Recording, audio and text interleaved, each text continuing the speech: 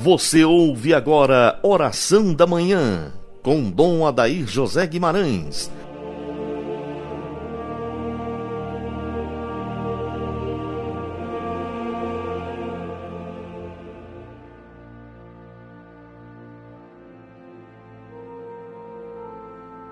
Que as almas dos fiéis defuntos, pela misericórdia de Deus, descansem em paz. Dileto e amado ouvinte, iniciemos em nome do Pai, do Filho e do Espírito Santo. Amém. Nós vos pedimos, ó Deus, que o esplendor da vossa glória ilumine os nossos corações, para que, passando pelas trevas deste mundo, cheguemos à pátria da luz que não se extingue. Por Cristo nosso Senhor. Amém. Dileto ouvinte, esta oração tão bonita da missa de hoje nos insere neste contexto da nossa peregrinação neste mundo para o Reino Celeste.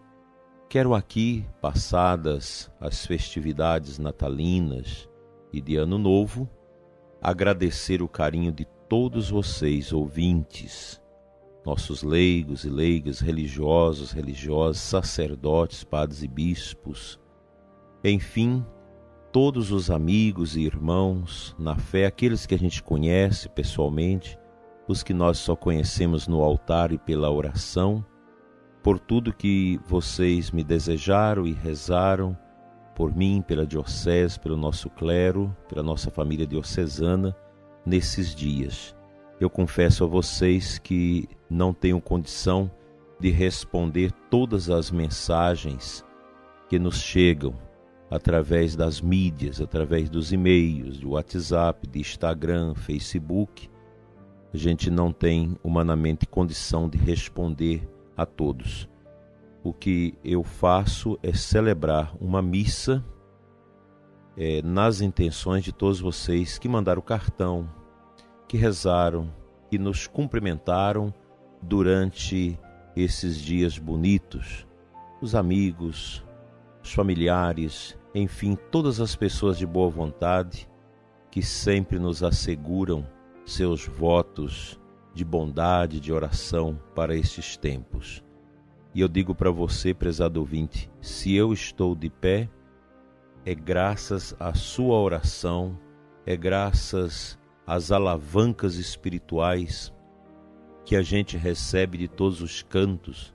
Nós, bispos, precisamos muito da oração de vocês, da oração do povo de Deus, para nos ajudar a discernir aquilo que é melhor para as almas. Esta oração da missa de hoje que eu fiz com vocês, ela é muito bonita e muito propositiva. É um clamor da igreja pelo esplendor da glória. Nós ainda estamos na última semana do Natal, do tempo do Natal, para que os nossos corações sejam iluminados, a fim de que, passando por meio das trevas deste mundo, nós possamos chegar à pátria da luz que não se extingue, que não se apaga. Na verdade, prezado irmão ouvinte, nós estamos vivendo uma crescente onda de paganização do mundo, da nossa sociedade. Há um neopaganismo muito forte que cresce assustadoramente no mundo. Um paganismo medonho que traz consigo todo um desprezo pela vida, como nós pudemos acompanhar na Argentina, a aprovação do aborto, através de leis, por um presidente que se diz católico, mas que se diz também inclinado a fazer a vontade do povo, não a de Deus, e que ele mesmo se inclina favoravelmente ao aborto. O aborto é uma doença, é uma pandemia que se espalha pelo mundo, ceifando vidas que poderiam dar suas grandes contribuições à nossa sociedade. O paganismo, ele cria uma mentalidade contra os desafios e sofrimentos da vida. Então, o filho é um peso. Ter filho é algo nefando, é algo horroroso, triste, pesado, e a gente precisa evitar isso. Sobretudo quando é uma gravidez indesejada, e mais do que nunca. Isso é o paganismo. O paganismo que é uma vida do estômago para baixo. Comer, beber, ter dinheiro no bolso e muito sexo a praticar. Essa é a linha descendente do paganismo. E quem embala nesta linha vai descendo, nunca sobe. Porque o paganismo é uma descida ao abismo das frustrações que a carne impõe às pessoas. Nós precisamos estar atentos, sacerdotes, religiosos, leigos, os catequistas, os evangelizadores, para que a gente possa ajudar os nossos irmãos a ter os seus olhos limpos das escamas do paganismo para contemplar essa luz. O paganismo empalidece o mundo. De certa forma, ele escurece a visão das pessoas, ele cega as pessoas. O paganismo está aí. É uma obra diabólica que vai penetrando a vida das nossas crianças, dos nossos jovens, e é impressionante quando a gente fala das coisas pagãs para os nossos jovens e adolescentes, muitos nos retrucam duramente, porque já estão tão tomados por essa mentalidade frívola, pagã, deletérica, que já não aceitam mais a luz. Os tempos são difíceis, como sempre o foram para a igreja. Não pense você que a igreja teve paz pelo menos um ano durante a sua trajetória de 2000 anos, que nunca teve. A igreja sempre esteve às voltas com as grandes tentações, desafios, perseguições, incredulidades e por aí vai.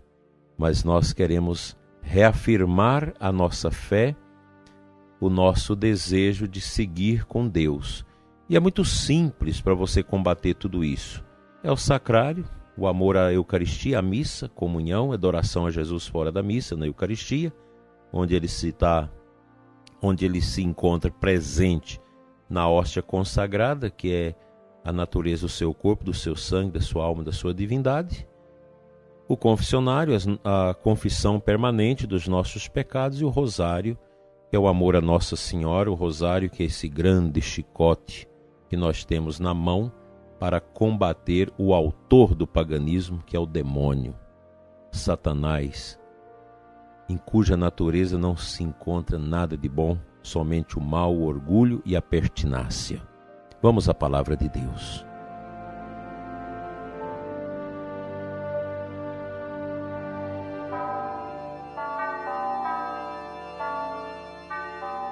A primeira leitura de hoje, 1 João 3:22, até o versículo 6, capítulo 4, no final da leitura, o evangelista nos diz o seguinte: este é o critério para saber se uma inspiração vem de Deus. Todo espírito que leva a professar que Jesus Cristo veio na carne é de Deus. E todo espírito que não professa a fé em Jesus não é de Deus. É o espírito do anticristo. Ouvistes dizer que o anticristo virá. Pois bem, ele já está no mundo. E São João completa: filhinhos, vós sois de Deus e vós vencestes o anticristo. O anticristo está aí produzindo o paganismo, a vida sem Deus, uma vida meramente materialista. O anticristo está aí promovendo a nova ordem mundial. Ele está aí tentando desconstruir os valores familiares, os valores da fé, perseguindo a fé, introduzindo aborto, introduzindo toda uma gama de drogas e misérias, introduzindo a cultura de morte, a cultura do barulho, a cultura agressiva do desrespeito aos direitos individuais das pessoas. O anticristo está aí, ele está no meio de nós. São João é muito claro em dizer isso, mas ele diz que aqueles que são de Cristo, aqueles que acreditam que Jesus veio na carne, Deus veio habitar entre nós para nos salvar, estes venceram já o anticristo. E nós vamos vencer o anticristo com essas armas que eu já disse: o sacrário, o confessionário e o rosário. Portanto, a nossa missão como sacerdotes, ela é muito importante, e eu fico muito feliz que muitos sacerdotes têm compartilhado esta preocupação. A igreja precisa evangelizar, nós precisamos levar almas a Deus, nós precisamos buscar as pessoas para Deus. Mesmo que nós vamos diminuindo o número de cristãos, de católicos no mundo, mas nós não podemos esmorecer, nós temos que agir. O bom sacerdote, o bom religioso, o bom leigo, o bom catequista, o bom evangelizador nunca desiste. Aí você precisa de jejum, você precisa de oração, penitência, para você também não deixar ser engolido pelo paganismo. Porque nós, sacerdotes, religiosos, leigos, catequistas, evangelizadores, pais e mães, se nós não vigiarmos, o anticristo vai nos laçar com a cultura da morte, vai nos alcançar com o paganismo, e a gente passa a olhar para a terra e não mais para o céu, olhando somente para o nosso estômago, para o nosso bolso, para a nossa sexualidade genital, e a gente vai se perdendo nesse marasmo que o inimigo tem traçado como grande antídoto à obra de Cristo. O demônio tem uma satisfação: destruir a obra de Cristo. E quem é a obra de Cristo? Eu e você, nós que fomos resgatados pelo mistério da redenção. E a grande força nossa católica são os sacramentos, que são os remédios que vão sendo, de certa forma, administrado às almas que acolheram Deus pela palavra, que foram tocados por Cristo, pelo seu evangelho, e que se fortalece nos sacramentos. São as grandes armas que muita gente hoje desconsidera na igreja. Nós temos aí pseudos teólogos que nesta pandemia têm dito que a igreja não precisa ser uma igreja de sacramentos, precisa mudar a tonalidade, que a paróquia não existe mais. Isso é uma bobagem. A paróquia é uma instituição que nunca entra em crise. A paróquia bem cuidada, bem zelada pelo padre e seus conselhos, suas lideranças, ela torna-se uma família de fé, uma família de unção, o lugar, o locus da manifestação de Deus. E domingo nós vamos celebrar o batismo de Jesus, que é também uma certa epifania, uma manifestação de Cristo. E a paróquia, a nossa igreja, ela deve ser esta epifania, essa manifestação de Cristo. Coragem, irmão, coragem, aceite esta força do alto, volte o seu coração a Deus e vamos lutar contra o paganismo, porque o paganismo é filhote do demônio e por isso não traz nada de bom em si. Vamos à nossa oração.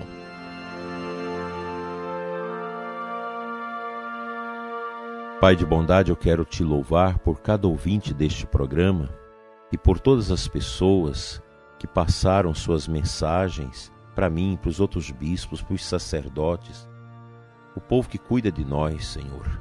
Obrigado pelos ouvintes, pelas pessoas que rezam pelas vocações, reza pela nossa perseverança sacerdotal, reza pela Igreja, pelo Santo Padre o Papa, que reza incessantemente pela cura de nós, sacerdotes, pela nossa perseverança.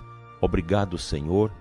Santifique e abençoe a vida de cada ouvinte deste programa, sobremaneira os doentes, idosos e sofredores. Fique com eles, Senhor, para sempre. Amém. O bom Deus te abençoe e te guarde, em nome do Pai, do Filho e do Espírito Santo. Amém. Abençoada semana para você e sua família e até amanhã, se Deus nos permitir.